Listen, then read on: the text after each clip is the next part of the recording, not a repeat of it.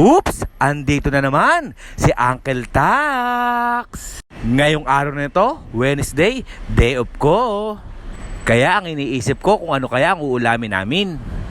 Pero ang balak kong lutuin sinigang sa bayabas na gulay. Yun kasi ang masarap, lutong Nueva Ecija. Pero bago ang lahat, ipapakita ko muna sa inyo ang buhay namin dito sa Dubai. Kaya eto, sisimulan ko na. Ito pala ang mga ka-roommate ko. Ganito kami pagsabay-sabay na day off namin. Tamang kwentuhan muna kami kasi pamaya-maya magluluto na kami. Pero yung iba nakaluto na. Pero ako ang gagawin ko muna, maglalaba muna ng sapatos. Nalaba ko na to kaya binabanlawan ko na lang. Ito pala ginagamit ko sa trabaho. At makikita nyo rito sa may bathroom namin puro timba. Puno ng tubig pampaligo. Para sa kinabukasan malamig na ang tubig. Pag direct kasi napakainit. Nakakapaso sa balat. Kaya ganito ang buhay Dubai. Yun pala si Ace at si Lovely nagluluto na sila. At ang niluluto nila lomi at pritong isda. At paksiw na tilapia. Kalasa. At dito pala namin nilalagay ang rice cooker namin. Kanya-kanya kami. At paminsan-minsan sabay-sabay na rin kaming kumain. Ganito ang Pinoy OFW ng Dubai. Akala ng iba na nasa Pinas masarap ang buhay namin. Ganito lang kami mga OFW. Dinadaan lang namin sa tao at sa ngiti. Pero sa totoo niyan, sa likod niyan, napakahirap. Pero obligado lumayo o abroad para sa pamilya natin. Tama na nga ang kwento ko, baka maiyak pa kayo. At siya pala si BFF, si Madeline, nagpapamigay ng juice. Kaya mga ka-uncle, juice muna tayo. Kalasa. At dito sa room namin, 307, kahit hindi Pasko, Pasko pa rin dito. Kaya ganito kami kasaya. Nakikita nyo naman may nakasabit na pang New Year at Merry Christmas. At si BFF walang sawa nagpapamigay ng juice kasi nga napakainit dito. At eto na pala si Ace, nagbabati na pala siya ng itlog panglagay sa lomi. At ang karumit ko pala nagluto na ng tortang talong. Sausawan niya ibagong, ang kanin ay tutong, pati galunggong, kaya ubus. At ito pala si Parang Junior, binigyan ng juice ni BFF. Kaya napapansin niyo dumadami na kami dito sa kusina kasi maglulutuan na kami.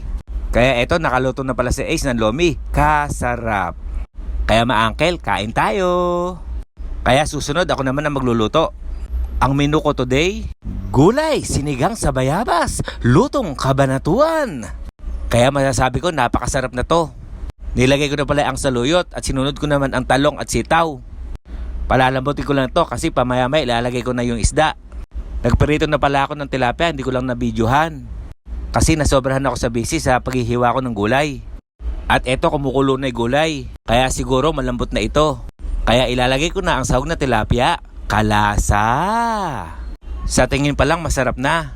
Kaya nagpapasalamat ako kay nanay kasi tinuruan niya ako ng luto ng ganito.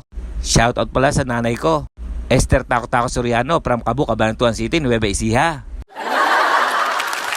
Tapos bagong lahat ipapakita ko pala sa inyo ang room namin. Ganito ang room namin. Kahit ganito napakamahal ng upa namin. Parang umupa ka na rin ng kondo sa Pilipinas. Kasi ang binabayad namin ditong upa ay 2,000. Pero pag pinalit mo ang 2,000 dirham sa peso, nasa 30,000 pesos, kaya napakalaki. Paalala ko pala yung 2,000 sharing kami dito. Ang bayad ko naman ay 600. Yung sa taas naman ay 400. Kayo na mag-compute kung magkano kasi mahina ako sa math. Joke lang.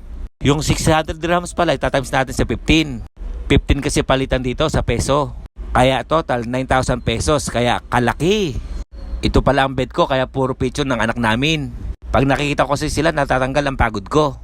At ngayon ipapakita ko naman sa inyo ang mga room ng mga ka-roommate ko. At uunahin ko muna pala ang room ni BFF Madeline. Malaki ang room nila kaysa sa amin. Eto pala siya nagpapahinga kasi pagod sa pagluluto. At eto pala si Teo, alaga namin dito.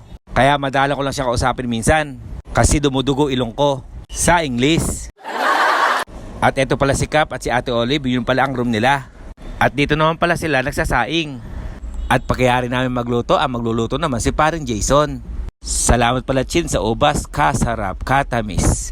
Balik tayo kay Parang Jason, ang iluluto niya ay sinigang na isda at pritong tulingan. Kalasa.